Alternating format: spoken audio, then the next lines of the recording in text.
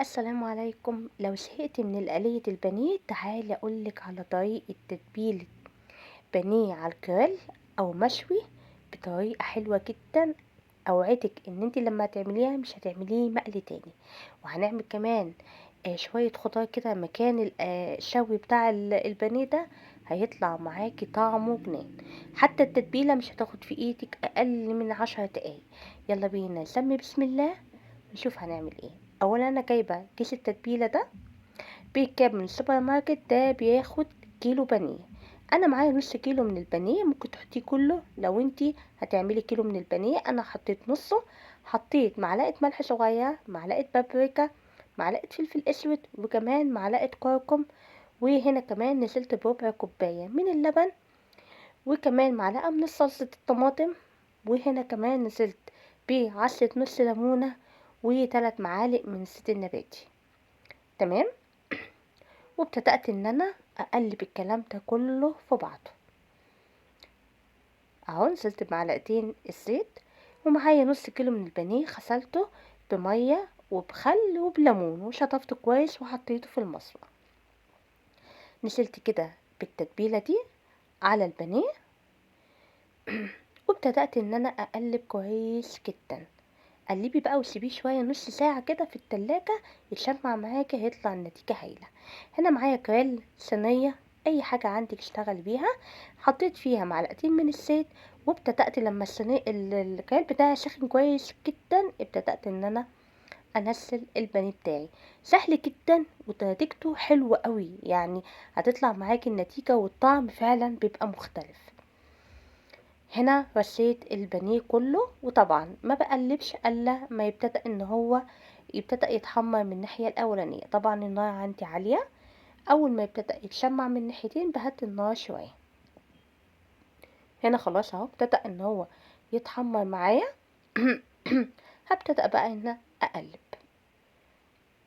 حلو قوي يا جماعة، نتيجته جميلة جدا. وعلى فكرة التتبيلات دي تنفع كويس جدا لاي تتبيلة مشاوي انتي حباها. هنا ببدأ ان انا اخد من الصوص اللي انا عملته في البانيه وابتدأ امسح عليه كده لان هقلبه قلبة تانية. هنا قلبته الناحية التانية اهو زي ما انتم شايفين، لحد ما يبتدأ ان هو ياخد معايا اللون المتحمر الجميل ده.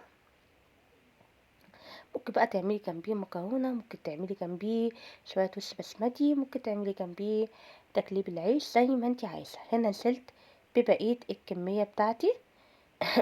وخلي بالكوا الحرقان اللي في الكريل ده انا عايزاه كده عشان هشوي كمان في الخضار. متقلقيش مش هيمرر معاكي ولا اي حاجه. هنا ببتدى ادهن وابتدى ان انا اقلب، بس واخد لون تحفه تحفه. قلبت كده البانيه كله اهو. بعد ما اتحمر معايا امسكه كده الاقيه هو اصلا بيتهري معايا، لان انا كمان مقطعاه رفيع. ما تهديش النار عليه، خلي النار متوسطه. هنا ابتدأت ارص الخضار بتاعي كده حواليه. تمام. عشان كمان ياخد بقى من طعم التتبيلة ومن طعم الشوي بتاع الكريل بتاعي. هنا هبتدأ اشيل البانيه وهدي بقى تقليبة بس للخضار بتاعي. مش هحط عليه اي حاجة ولا ملح ولا اي حاجة، هو هياخد الطعم بتاع الكريل. وكده الوصفة بتاعتنا خلاص، يعني يعتبر خلاص خلصت. هنا قلبت كويس وهطلع بقى البانيه بتاعي اهو، وهدي تقليبة للخضار بتاعي. ما اسهل الطريقة، سهلة جدا ومخدتش في ايدي اي وقت. تبلت البانيه وسبته في التلاجة وعلى طول في الكريل نزلته واتحمر معايا. وقلبت الفلفل بتاعي والفلفل الوان وبصل متقطع شرايح وطماطم سبتها بحالها كده، ممكن تقطعها لو حابة. فلفل اخضر وفلفل كمان حامي. لو انتي حابة ما عندكيش فلفل الوان حطي فلفل اخضر بس وبصل. ده اجمل طبق ده اللي انا عملته للبني. حلو جدا وتتبيلته حلوة، والتتبيلة دي مدية طعم جميل جدا. ان شاء الله وصفتي للنهاردة تعجبك. يا ريت لو عجبتك بقى ما تنسينيش في اللايك وكمان الاشتراك، وكمان تفعلي الجرس على كلمة الكل عشان يوصلك مني فيديوهاتي اول باول. بصوا المنظر حلو جدا ونزل منها صوص كده تحفة. وعايزة اقولك عجب الولاد جدا، ما كنتش متوقعة ان هو هيعجبهم كده. تمام. بصي بقى،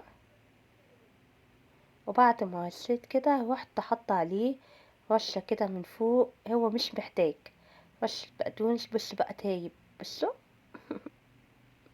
وده طبق للنهارده، يا رب يعجبك ان شاء الله. شكرا لمتابعتك، اشوفك في فيديو جديد. سلام عليكم.